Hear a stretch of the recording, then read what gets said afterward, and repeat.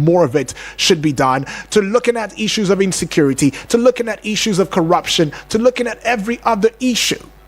As we see it in our dear country, Nigeria, it is all about accountability and transparency. And it's not something that we would ever stop talking about. As in a landmark judgment on June 27 of 2024, the Federal High Court in Lagos had ordered the former Minister of Humanitarian Affairs, Disaster Management and Social Development in the person of Sadiya Umar Farouk to account for the spending of 729 billion naira meant for poor Nigerians, right? Now, this ruling actually came after the Socio-Economic Rights and Accountability Project, that is SERAP, had filed a Freedom of Information suit against the minister. Now, the presentation will indeed look into the timeline of events, statistics, as well as numerical values that surrounding the 729 billion naira saga.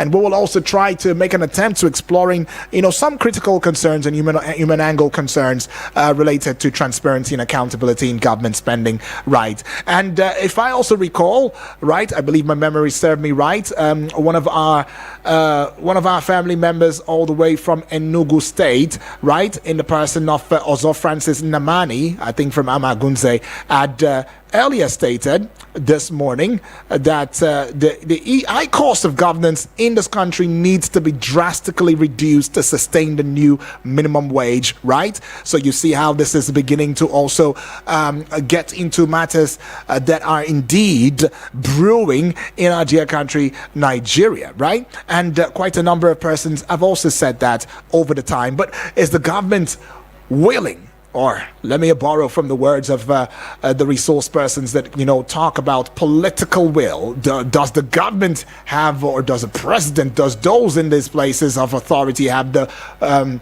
National Assembly? Do they have the political will to indeed cut down on cost of governance? Right? Some questions right there. Yeah, and we might as well want to look at some of those critical concerns in this regard. But just before we do so, it is very poignant, imperative, worthy of mention the fact that we will be joined by our guest, who is in the person of Mr. Benedict Olalekan Agunloye, right? He's an information professional. He's also a policy and public affairs analyst, and he will be adding his voice to the discourse this morning as we go conversational. Keep in mind, it is Eagles Outlook right here on Eagles 102.3 FM Abuja. Mr. Benedict Olalekan Agunloye, welcome aboard to the discourse this morning. Good morning. Right. Feels good to have you again. I mean, we already know the issue of Nigeria. I mean, quite a number of issues are also stringed on the matter that borders around transparency and accountability and spending of public funds. It has always been the bane of it. I mean, we're trying to look at a critical analysis of the, 729 billion naira saga and all of that.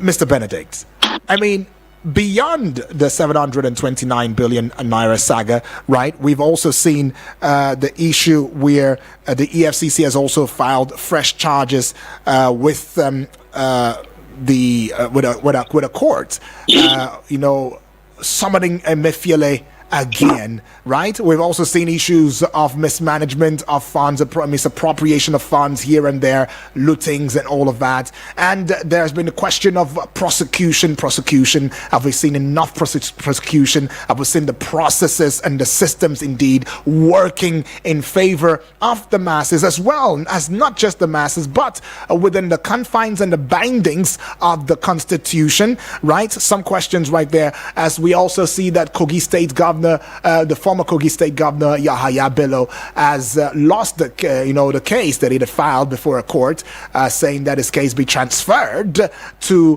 Kogi State and not adjudged in the Federal Capital Territory. I mean, we've seen quite a number of issues going on. Now, if you're going to add your voice to all of these, right, where would you start from? What would you say that we should start from, or where would you say that we should begin to look into points the searchlight right there and nipping some of these issues in the bud?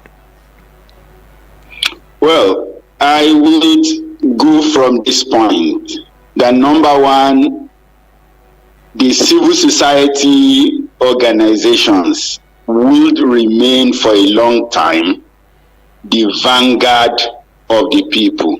Right.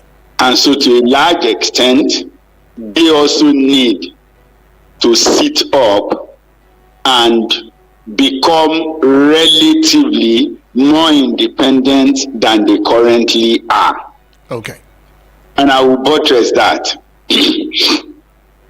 When government agencies, for instance, come up with policies, come up with programs, come up with action points, the civil society organization should be able to follow up on some of these things and notify the people, as against waiting until they are invited or until everything has gone wrong.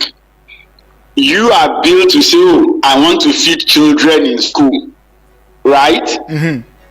The list of the school should possibly have been published somewhere. What category of children are to be fed should possibly have been stated somewhere. And so in my opinion, there should be some NGO who can follow this up. Now, as soon as you say, oh, contracts have been awarded for people who run the school feeding program, we should have the list. It is not that it is 2 years after the money has been spent that we are still looking for information of who collected the money to do what. So there is the place of responsibility on the part of the public servants, on the part of the private individuals, and on the part of the civil society. Except those responsibilities are taken up, right? Mm-hmm. You will discover that transparency and accountability will not be in place. And when we are talking about transparency and accountability, it is not just about money alone. I think that before money is spent, there are processes and procedures that are followed. Right. So it is making sure that the processes and the procedures are followed that is more important. You are going to see payment procedures in the public sector in Nigeria where the job has already been done. The contractor is requesting for payment. That's when somebody will remember from finance to query the file that agreement has not, they want to see a copy of the agreement. Ab initio, some agreements are being written after that the job had been delivered.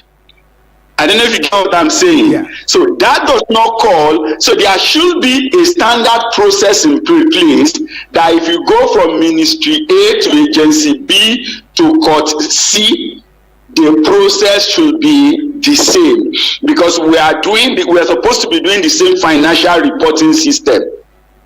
So if our financial reporting system is the same, if our auditing process is expected to be the same, if our budgeting cycle is expected to be the same, and the procurement process is the same, then why is it that different organizations have different processes in place? Now, nobody in the public space is challenging that. So I think those are the processes that the civil society should focus more on. If you challenge the process all the way, the monumental fraud that we are seeing will not happen. Today, we're talking about a governor having, of course, moved the money, or the money was alleged to have been moved. And then you are talking about if he is comfortable to have his mansion built in Zone 4 and live there like a king, why is he not comfortable for a trial in FCT? And besides, the Federal High Court is one court with branches all over the nation.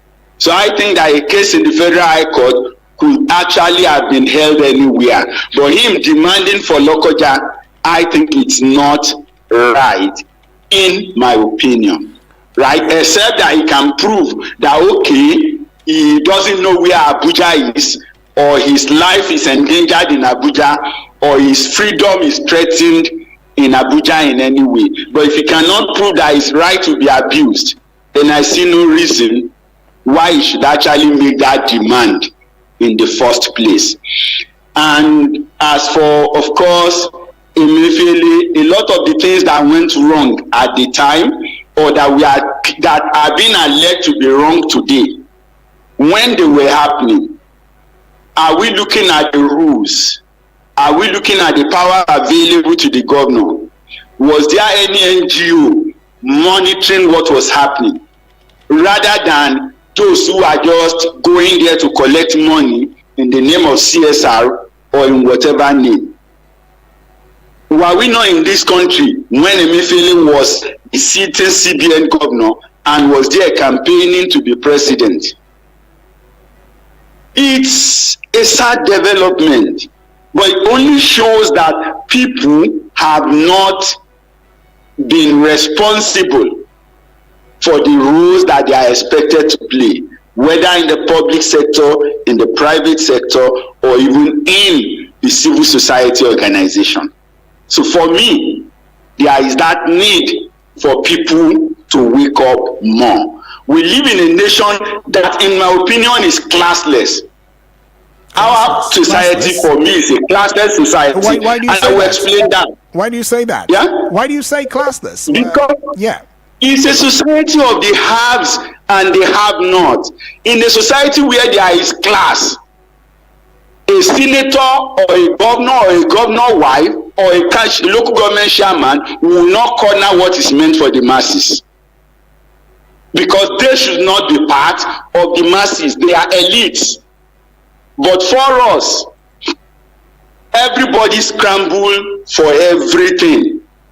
Up till when you say palliatives, you still see those you consider as the super big men in the system cornering the palliative. They are still looking at it. You say 5,000 to the poorest of the poor. Some senators still want to say, how many of that are you allocating to me? They are not putting process in place to ensure that, look, these 5,000 actually get to the poorest of the poor in my constituency. It doesn't have to go through them. But when it goes through them, what it tells you is that it is not right. Some people will never get it. The list is never available. So for me, we are in a society of the haves and the have-nots. So when you have the money, you are a big man. When you don't have it, you are a nobody. So in that kind of environment, there has to, the NGO serves as the middleman who should be able to hold both the big men and the commoner accountable for their action, for their rules, and for their responsibilities. Right. When you say society is classy, what is meant for the poor, you will not see a rich man cornering it to himself by himself. We've seen boreholes meant for villages. The boreholes were either not sunk, or the senator or the commissioner disappears with the pumping machine, or takes away the overhead tank. It's things that we see day and night. If these Itato were senior members of the society and are living above average, so to say, they are rich, why then are they so interested in pocketing the little crumbles that should come to the masses? So for me, to that extent, we are a classless society. We are only a society where you have the haves and the have-not. The poverty is real, the inequality is real, and the absence of class is also very, very real. We used to have upper class, middle class, lower middle class, and then of course the lower class. But that had over time been eliminated. So right now you are either rich or poor. Nobody is in the middle. Okay.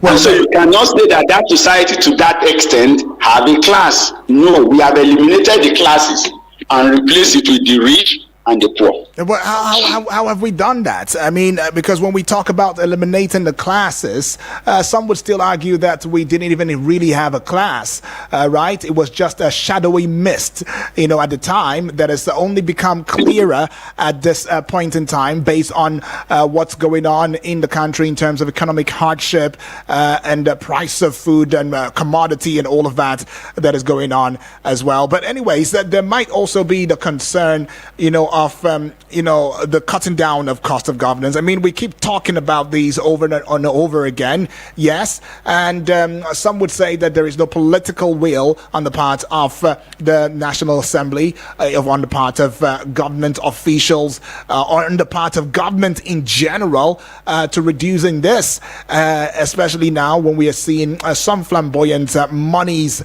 flying left, right, and center. But then, if you also consider the place of the fact that the 729 billion naira saga is raising questions about transparency of government spending. Now, the Freedom of Information Act was enacted in this regard so as to ensure citizens' access to information. But the minister's refusal to disclose the spending details highlights some challenges in achieving, this goal, right? And when you also look at the concern of the effective utilization of public funds, it brings to mind the question of how can citizens be sure that public funds are being used effectively and efficiently when there is a lack of transparency. And that also takes us back to an issue that borders around trust. Do you think Nigerians in a time like this, with the foregoing, do we have the trust for the systems, for the government, and for every other thing that feels to be as a developmental stride in our dear country, Nigeria, at a time like this? Well, I would want us to look at it from this concept. How much respect do we have for record and information? Records and information. Because when you say Information Act, Freedom of Information Act, you are expected to come and ask for information, is it not? Yeah. But when the information or the document is not even there in the first place, so what do you assess under the act? The fellow who you think is refusing to release the information sometimes does not even have it. He has got something that is opaque. If you look at the public hearing, or is it the committee investigation on the missing helicopter, because now it has come, it's a case of missing helicopter. Right. It's now actually sold. Right? Because you can't pay, you sell something in dollar, the money didn't go to government account, you change it to naira at official rate. Where on earth does that happen? If you didn't take it to government coffers, where on earth does that happen? Who gave the approval? How can you sell a helicopter for a government agency if the minister or the head of the agency didn't even know about it? If you will come and say an assistant director approved, what? Now, at the time those things were happening, where were the NGOs in that sector? Because for me, it falls back to them. In an opaque environment, in an environment where a lot of people are too poor to know the difference between, to know their rights, then it should be the NGOs, for instance. We've got more than 1,000 of them in Nigeria who should focus on these things and let us know. So when you don't keep record and somebody is asking for information, how does it work? No, go around and see. Anytime you call for staff verification, people are looking for Gazette. People are looking for their own record. You are the one who will come and prove your age and prove everything. No, if there is a record in place, I think I still remember my grand uncle, he's still alive, he should be about 90 now. He has left possibly the UK civil service work environment far back 1975. But I know that in the last 10-15 years, every 5 years, they just send him a form to thumbprint and send it back to them in the UK, and all records are verified and they continue to pay his pension. He had never had to travel to the UK in the name of verification, but he's still earning his pension in that system. That's where there is record. But in our own case, people have to physically, because we don't have respect for record, we don't have respect for documentation. So for me, the starting point is not even the finance first, right? It is that we must learn to keep record and track it. You should be able to sit down and say, how many civil servants do we have, for instance? How many of them are of this age? How many of them are of this qualification? We don't have that data anywhere. So every 2 years or every other year, when you say you are doing staff verification, go to any court that is doing verification now, and you see people running up and down on their own. So it is what they present. It is based on what they present that you certify them and you keep them. It shouldn't be. It should have been that you have captured their data, you have their record. So all you are verifying is, are they still existing? Are they still working? Are they still alive? But that's not what we do each time. You ask pensioners to travel to their state capital. You ask people to do this and that. Some of them even lose their life in the process because we are not a people that care about record keeping. We only collect documents to fulfill all righteousness. So if we are going to go forward, it is that this is the budget. This is what the budget is meant to do. These are the events that will happen in Q1. These are the events that should happen in Q2. These are the events that should happen in Q3. These are the events that should happen in Q4. And then those who will be monitoring from outside can begin to follow the process before you even follow the money. Now, if the processes are right, if the processes are not twisted, even before the money gets moving, you will know that something has gone wrong. But in the case where you are running an opaque system, right? Then trying to follow the money, for me, is more of waste of time, or it's more of rhetorics, right? It's just an hogwash that will not lead anywhere. Now, today we are talking of 729 billion. Yeah. Farouk has been out of office for more than a year. Right. So I'm not even sure she had any access to that office anymore. So taking her to court or asking her to provide information is useless.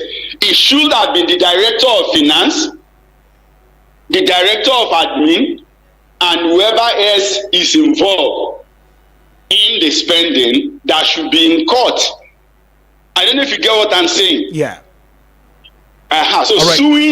Asking the minister to come and provide information when he's already out of office, for me, is just grandstanding. It's just celebrating what is not. But if the legal advisor of the ministry, the director of finance, the director of social mobilization, everybody that was involved in, bring your record and let's see the justification for all that you have done. Okay. If we are doing that, then for me, we will be heading somewhere. All right. And if the money has been wrongly spent, everybody will then be able to say of a truth, this is not justifiable. And then the directors who are called civil servants, not politicians, can answer questions for their sins. All right. Well, a study by the World Bank found that targeted cash transfers can be effective in reducing poverty.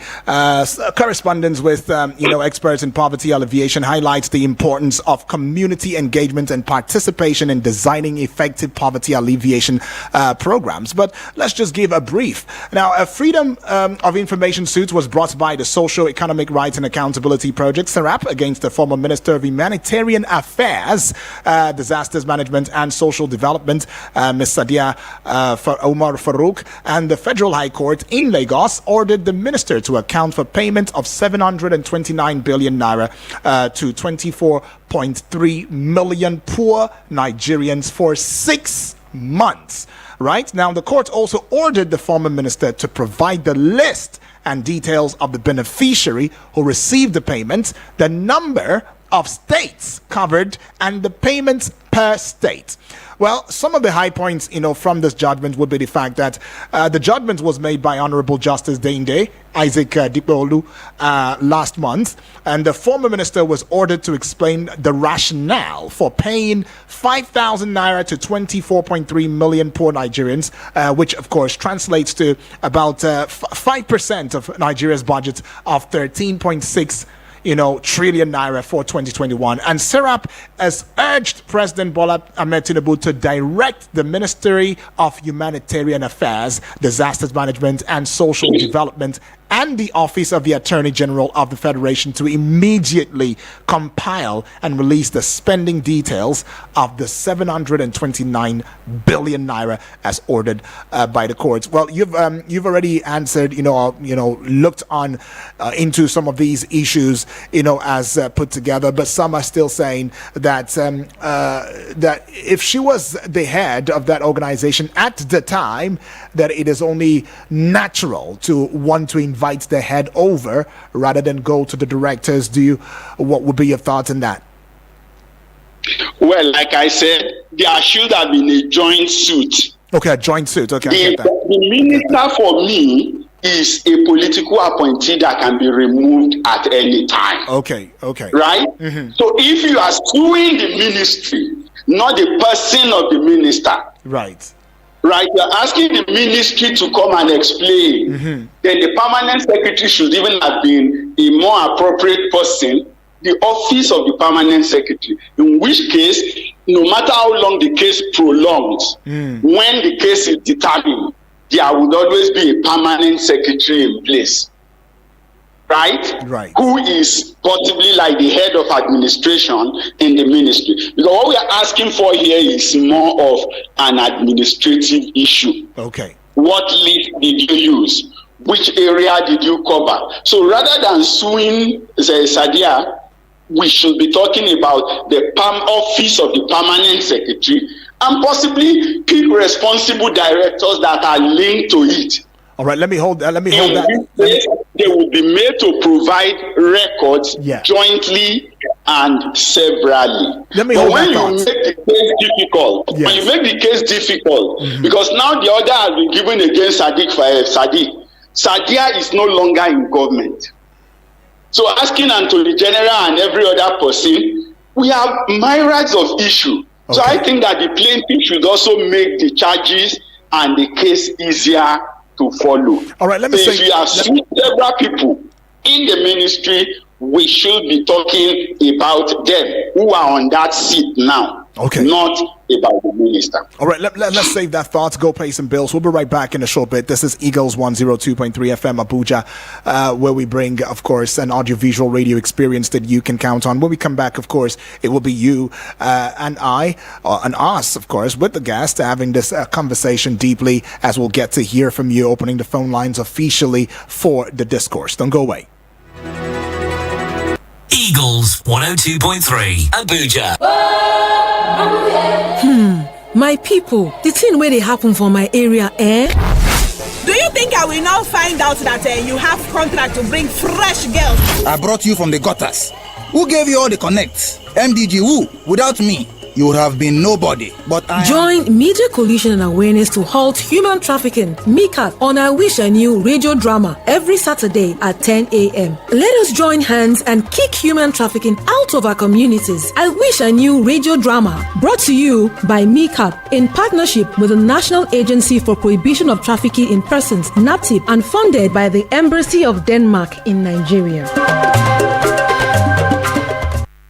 You are about to experience Eargasm.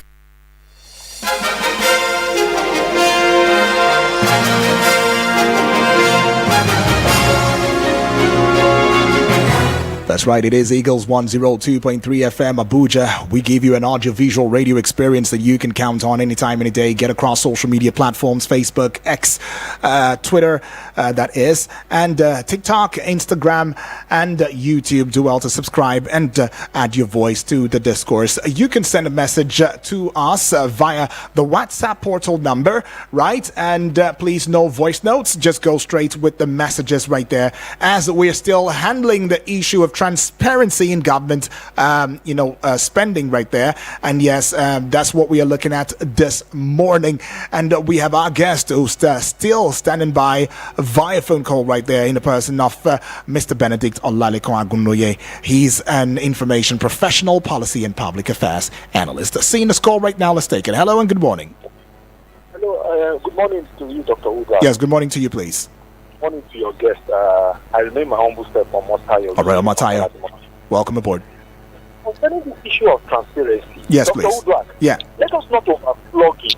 Okay. Nobody sets fire in a house and that he is standing in, and yet he doesn't want to get burnt.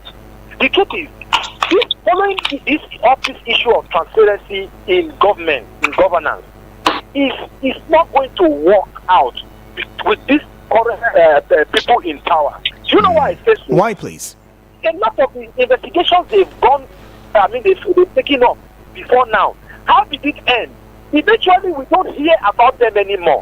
They suddenly go down into the blues. So, at the end of it, we don't know how it ends. Okay, look at the case of Yaya Bello today. Look at how they are dragging it. Look at how, the court even suspending. The government of Nigeria is not saying anything about it.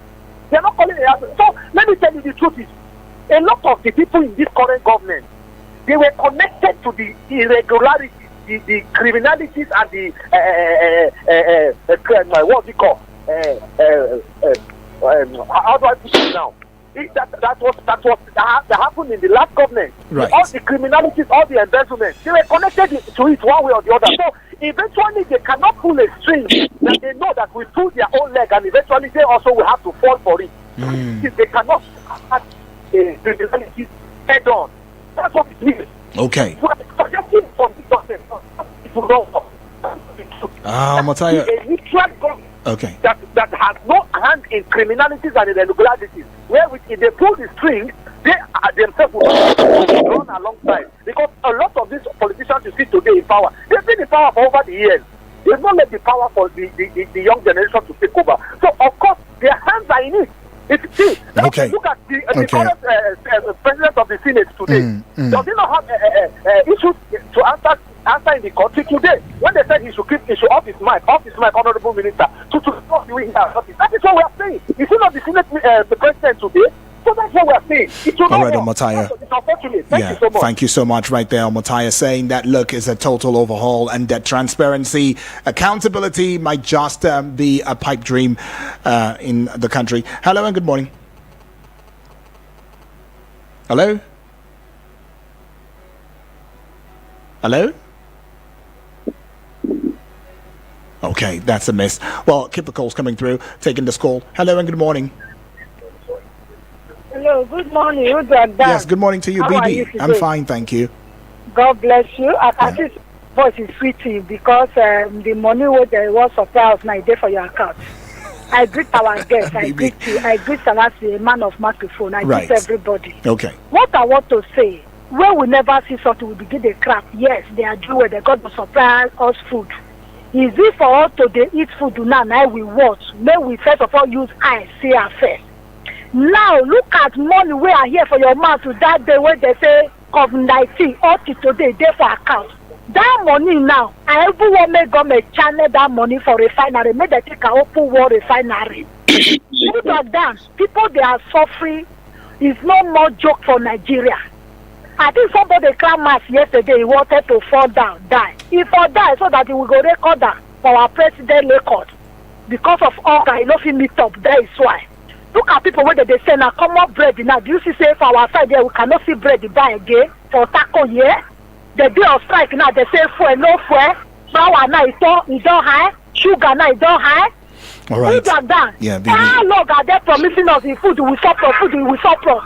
How long they tell? I mean I say president wise may he go taco market here, may he look how people they suffer.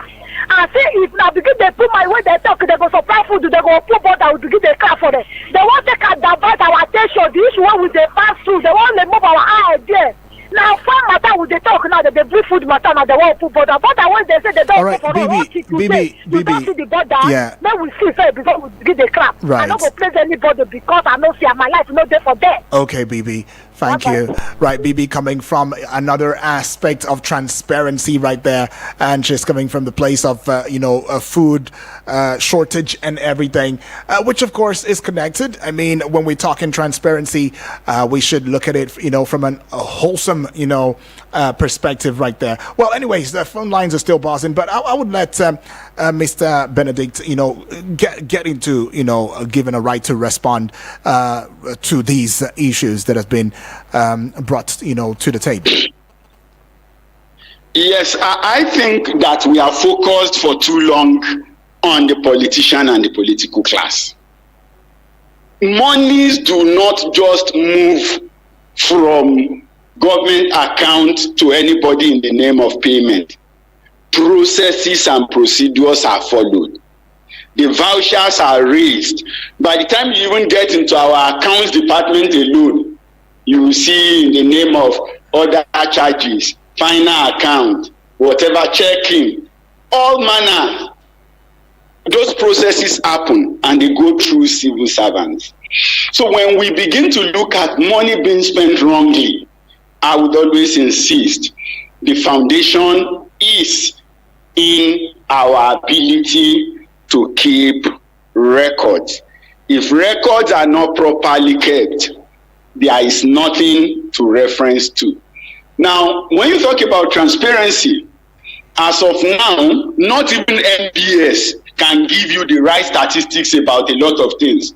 I remember running a project in the past on record management and trying to find out things, and you realize that unless DPR publish the report, MBS cannot use it. You would have heard cases in the past where people alleged that, I think it was SLS as CBN governor that said money were missing between 2011 and 2013. And what was the NNPC response? They said they lack understandings of how their process run. Is it not? Mm-hmm. And that was like the end of the matter. Now, what is so complex? I remember that in Hope 93 campaign, one of the things MKO said is every Nigerian will know how much barrel of oil we produce per day, how much barrel of oil we export.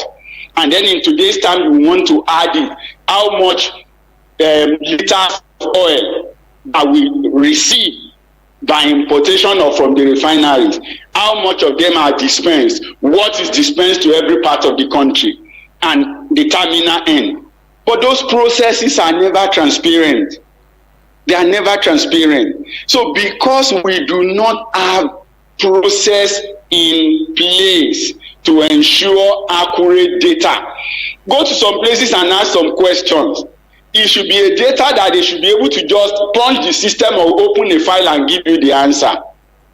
But sometimes for a whole week, a small organization is still going forward and backward to be able to provide you a basic information that elsewhere in the world you can walk into a library, can walk into a public library and you will get that information. But here you even go to the source and it's not there. Now, a lot of us are not interested in being transparent about ourselves. A lot of the people complaining today go and check their birth certificate. The age they are using, is it their correct age? Go and do forensic on some of the people working in the private sector. You will see a number of certificates that are fake, that are forged, that are not correct. Is it a Codisco or a Keja Disco? So do you think that transparency? Do you think that transparency, therefore, within the African, perspective, or the Nigerian perspective, is an impossible task? I mean, Omotayo, a family member right there, had called into saying that, look, hey, the transparency that we seek, we're beginning to overflog it because it will never come to pass. Why? Because there are still persons who have been there over a period of time, and yet they're still there up until now. They will only serve their interest, and they're still the ones that have been reshuffled into the places of power and all of that. Do you agree with that? Well, I do not agree with that. Transparency is not impossible, but you don't start building a house from the roof. You start from the foundation. Financial corruption is finishing of a house, right? Mm-hmm. But what goes into the building? You talk about the foundation. You talk about the pillars, right? Mm-hmm. Those are the records and documents. Until we become transparent about records and documents, until we become transparent about data of individuals and of organizations, both small and big, right? Then the finance we are trying to track will never work, because there will be no foundation for the superstructure we are building. So let me put it back to your thoughts. Yeah, let me put it back to your thoughts and take the call right now. Hello, good morning. Hello, Mr. Dwaka. Yes. Good morning to you, please. What's your name? Good morning, sir. My name is Kundu. All right, Tech and B, welcome aboard. Yes, I want to ask your guest this morning, how do we ensure transparency without a transparent system? Because sorry, how do we ensure transparency? What? Without? Without a transparent system. The system is shrouded in secrecy. For example, in the National Assembly, it should be hard for you to know the allowances and the exact amount of money they earn. And even when you try to know about it, there will be so much noise. Like, for example, the last time the Grand Senate President tried to tell them on a live session that money was being sent for them, and all of them were making noise. And the president had to follow it and tell them that prayers have been sent to their account. And how do you send prayers to their own account? So they don't want anybody to know about how much they earn, exactly, and their own allowances. And Tokera, former Speaker of the came out to say that his salary was 400,000, but his allowances were 25 million naira. They do not want people to know exactly what they get and what they earn and how much they spend. Thank you. Right, I can be right there, says they don't want Nigerians to know what's going on, and that is really an issue.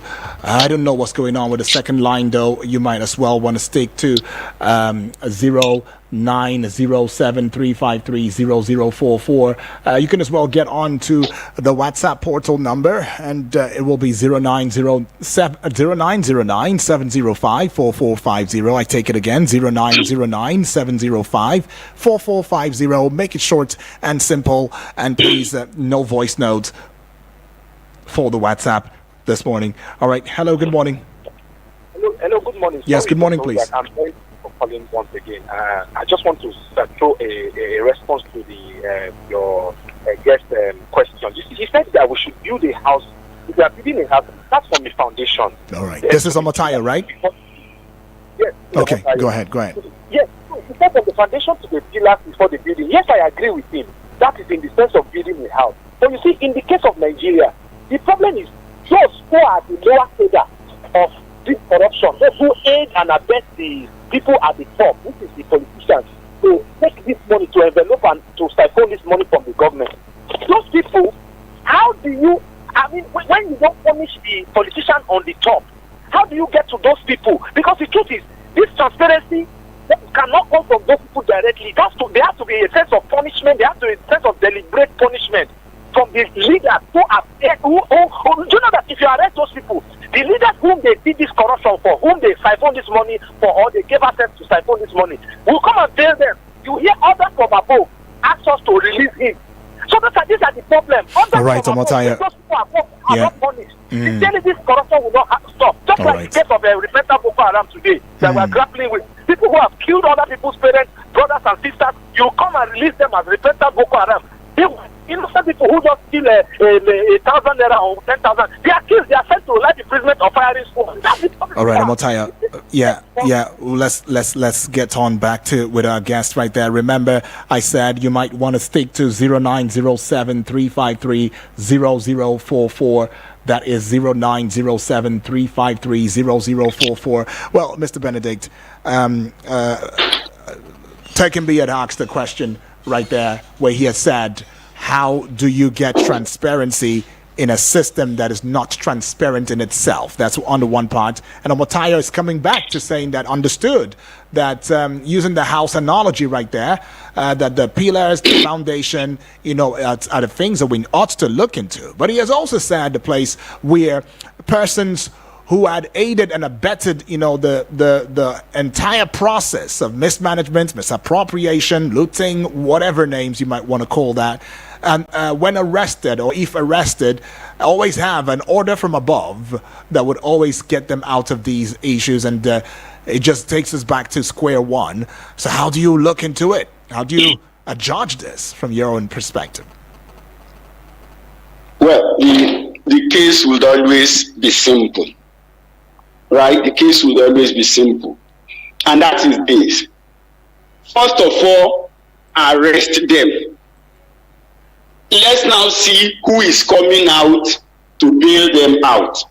I don't know if you get what I'm saying. Okay. The reality is that because we have built a wrong foundation, we have recruited people who came in because of who they know and not because of what they know. Who came in because there is money to steal and there is prestige, right? Mm-hmm. Then they would always hang around. But for me, it will be like I said, address the foundation, right? Come to the middle strata. The roof will naturally collapse if you have dealt with the body of the building. Okay, let me ask you. Let's just go straight to it. Let me just ask you, I think, so that we can clarify this. What then is the foundation? If you look at the way Nigeria is going, what would be the foundation? For public corruption in Nigeria is the civil service. It's still the civil service. And he rightly said that they were the ones aiding and abetting the corruption. Right. They are the ones teaching the politicians where and how to steal. Right. So deal with them for procedural blunders. So while you're dealing with them, and there are powers from above that still gets these people out because of they called in one or two favors, and do you understand? That's where he's coming from. Right? But now what I'm saying is this. Get my point. Just before you add your voice, let's just quickly bring this message in, right? It's going to be the only message we take in right now. It says, good morning, UD, and I'm able guest. Okay. I want to absolutely agree with Omotayo. The truth is the transparency and accountability we seek will continue to elude us because of the kind of governance we practice. A lot is always shrouded in mystery because their hands are all in the cooking jar. Now, the current government is an extension of the previous. We run a government where party supremacy and loyalty is more important than patriotism, inasmuch as the civil servants in the MDAs are those who carry out the corrupt practices. But then can we all agree that they cannot do these things without the approval of who is in charge? When these political office holders are indicted, it is up to them to defend themselves with records of their time in office. Where's the case involving Better Edu today? Those in public offices are in the public eye and owes the public transparency and credibility that comes with being in the public eye. Those who lack credibility have questionable antecedents cannot be trusted to run a transparent system. We have seen some public office holders come in and make massive differences with the same system that others failed with.